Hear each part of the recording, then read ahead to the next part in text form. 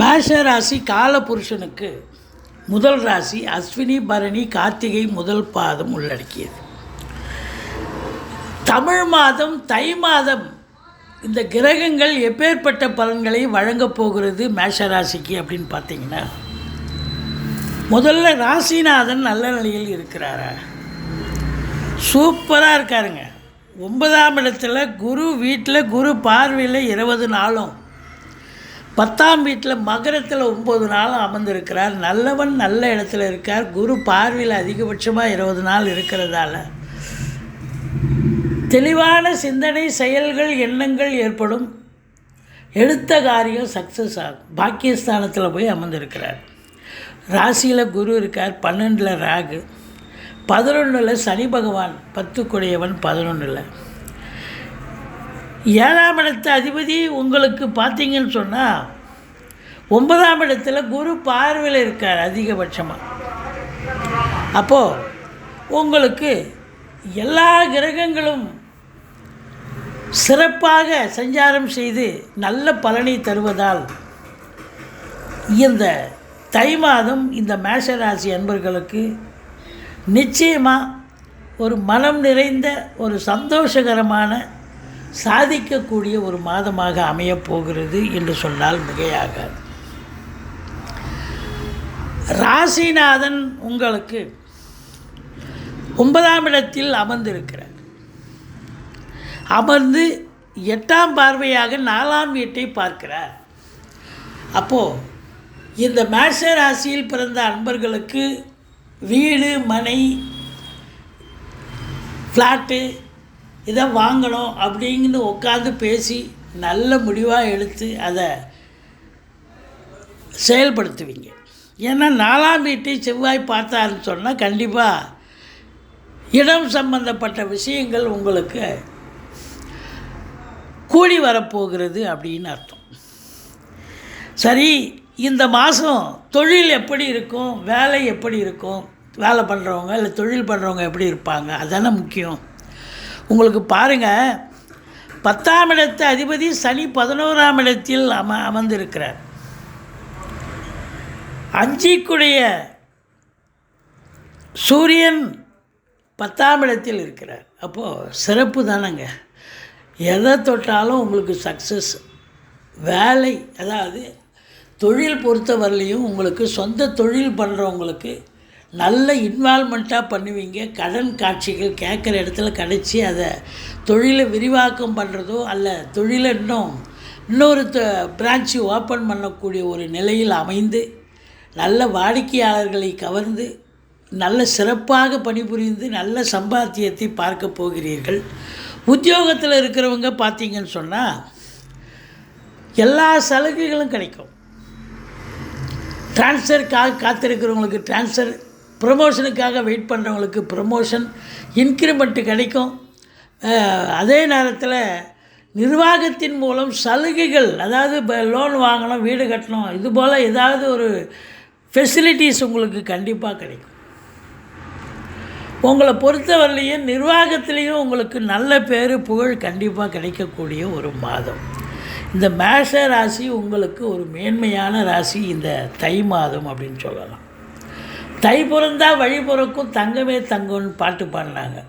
அதுலேயும் இந்த சிட்டியை தவிர்த்து இந்த கிராமங்களில் வசிக்கும் விவசாயம் சார்ந்த பிரிவில் பணியாற்றக்கூடியவர்களுக்கு ஒரு பொக்கிஷமான ஒரு மாதம் இது. ஒரு பண்டிகை மாதம்னே சொல்லலாம்.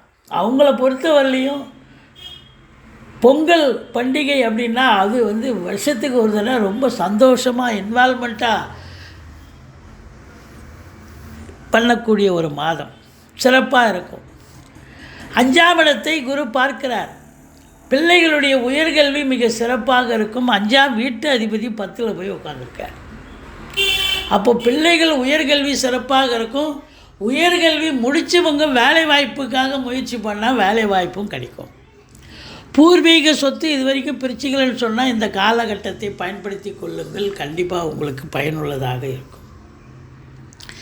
நீண்ட நாளாக குழந்தை பேர் இல்லாதவர்கள் குழந்தை பேர் கண்டிப்பாக கிடைக்கும்.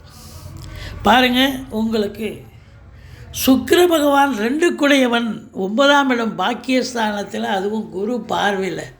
பொருளாதாரத்தில் இந்த மேஷராசி அன்பர்களுக்கு ஒரு அளவு கடந்த ஒரு வருமானம், இரட்டிப்பு வருமானம்னு கூட சொல்லலாம், மும்மடங்கு வருமானம்னு கூட சொல்லலாம்.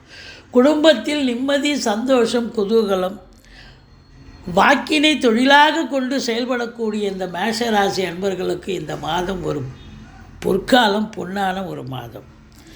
6ஆம் இடத்துல கேது இருக்கார். எதை தொட்டாலும் உங்களுக்கு சக்ஸஸுங்க, எதிரிகளே கிடையாது. கடன் பிரச்சனை இருந்தால் படிப்படியாக குறையும், புதுசாக கடன் வாங்கி வீட்டு சுப செலவுக்கு உதவும். கோர்ட்டில் கேஸ் ஏதாவது நிலுவையில் இருந்தால் அது உங்களுக்கு இந்த மாதம் நல்ல ஒரு தீர்ப்பு, உங்களுக்கு சாதகமான தீர்ப்பு வரக்கூடிய அமைப்பு இருக்குது.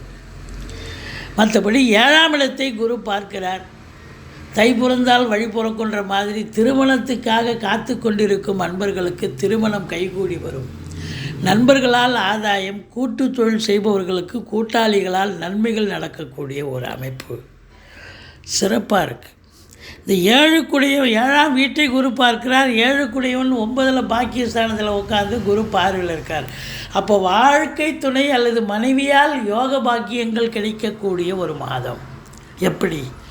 அவங்க பிறந்த வீட்டிலேருந்து லிக்விட் கேஷோ ஜுவல்ஸோ கொண்டு வரலாம், அல்லது அவங்க வேலை பார்க்குறவங்களா இருந்தால் ப்ரமோஷன், இன்க்ரிமெண்ட் கிடைச்சி அதில் ஒரு வருமானம் கண்டிப்பாக கிடைக்கும்.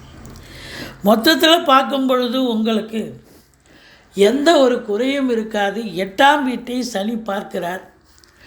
8ங்கிறது ஒரு அசிங்கம், அவமானத்தை குறிக்கக்கூடிய இடம். அதனால் எச்சரிக்கையாக இருங்க.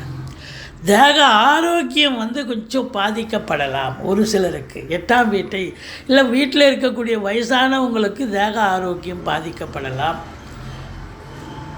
மற்றபடி உங்களுக்கு 9ஆம் இடம் சிறப்பாக இருக்கிறது. அப்போது வெளியூர் வெளிநாட்டு பயணம் செய்யக்கூடியவர்களுக்கு இந்த மாதம் நல்ல தகவல் வருமா அப்படின்னா நல்ல தகவல் கண்டிப்பாக வரும். வருமானம் சிறப்பாக இருக்கும். ஏன்னா 10 குடையவன் 11 இருக்கான். வருமானம் சிறப்பாக இருக்கும். வெளிநாடு போய் சம்பாத்தியம் பண்ணலாம், தொழில் பண்ணலாம், உயர்கல்விக்கும் போகலாம். 9ஆம் இடத்தை குரு பார்க்குறார், சிறப்பாக இருக்குது. சரி, தாயினுடைய நிலை எப்படி இருக்கும் அப்படின்னா 4ஆம் வீட்டை யார் பார்க்குறாங்க? சூரியன் பார்க்குறார். தாய்கிற கோள் அது டெய்லி 2.25 நாளுக்கு மாறக்கூடிய கோள். அப்போது தாயினுடைய நிலை ஒன்றும் குறை கிடையாது. தந்தை சொல்லவே தேவை, சூப்பருங்க. தந்தையினுடைய நிலை மிக மிக சிறப்பாக இருக்கும். அவங்களுக்கு சமூகத்தில் பேரு புகழ் அந்தஸ்து உயரும். மற்றபடி தந்தையால் அனுகூலம். பிள்ளைகளுடைய நிலை சொல்லவே தேவை, ரொம்ப நல்லாயிருக்கும். நம்ம சொல்லிட்டோம். உங்களுக்கு நோய் நொடிகள் வருமா அப்படின்னாக்கா 6ஆம் இடத்துல கேது இருக்கிறதால எதுவும் வராதுங்க. விரோதி இருக்க மாட்டாங்க. நோய் நொடிகள் வந்தாலும் கண்ட்ரோலாக தான் இருக்கும், பயப்பட தேவையில்லை. நோய் நொடிகளே இல்லைன்னு சொல்லலாம். மற்றபடி மனைவி அப்படின்னும் பொழுது வாழ்க்கை துணை அல்லது மனைவி 7ஆம் வீட்டை பார்க்குறதாலையும் 7ஆம் வீட்டு அதிபதி 9ல் இருக்கிறதாலையும் மனைவியால் யோக பாக்கியங்கள், சந்தோஷமாக ஒரு கிண்ணா ஒரு அண்டர்ஸ்டாண்டிங்காக இருக்கக்கூடிய ஒரு காலகட்டம். மற்றபடி 10ல் சூரியன் இருக்கார், 9ல் செவ்வாய் இருந்து குரு பார்வையில் இருக்கார், 10லேயும் செவ்வாய் கடைசி வாரம் போகிறார். இப்போ ராஜகிரகங்கள் சிறப்பாக இருப்பதாலையும் கூடிமான வரைக்கும் குரு பார்வையில் செவ்வாய் இருக்கிறதாலையும் காவல்துறை, தீயணைப்புத்துறை, மருத்துவத்துறை, இராணுவத்துறை, IAS, IPS, IFS அதற்கு நிகரான பணியில் இருக்கும் அன்பர்கள், கடைநிலை ஊழியர்கள், இன்னும் பிற அரசு ஊழியர்கள், தனியார் துறையில் பணிபுரிப்பவர்கள் அத்துணை பேர்களுக்கும் பொற்காலம். புதுசாக வேலைவாய்ப்புக்காக இன்டர்வியூ வந்ததுன்னு சொன்னால் நீங்கள் முயற்சி பண்ணுங்கள், வேலைவாய்ப்பு கிடைக்கும். எந்த துறையில் முயற்சி பண்ணுறீங்களோ அந்த துறையிலேயே கிடைக்கும். இல்லை தொழில் துவங்கணுன்னா தாராளமாக தொழில் துவங்கலாம். சூப்பராக அந்த காலகட்டம் அற்புதமாக செல்லும் அப்படின்னு சொல்லலாம். வருமானம் உங்களுக்கு 3 மடங்கு இருக்கும், செலவு 1 மடங்கு தான் இருக்கும். ராகு 12ல் இருக்கார். அப்போ என்ன பண்ணுவார் அப்படின்னா வெளிநாடு அனுப்பக்கூடிய ஒரு நிலையில் அவர் இருக்கிறார். 12ல் ராகு. அப்போது கண்டிப்பாக இந்த மேஷராசி என்பவர்கள் உங்களுடைய ஜனனகால ஜாதக அமைப்புப்படி நீங்கள் வெளிநாடு போகணும்னு சொன்னால் இந்த காலகட்டத்தை பயன்படுத்தி கொள்ளுங்கள். கண்டிப்பாக ராகு அனுப்பிச்சி விடுவார், வெளிநாட்டுக்கு அனுப்பிச்சி விடுவார். உங்களுக்கு பாசிட்டிவ் எனர்ஜி கிடைக்கும்.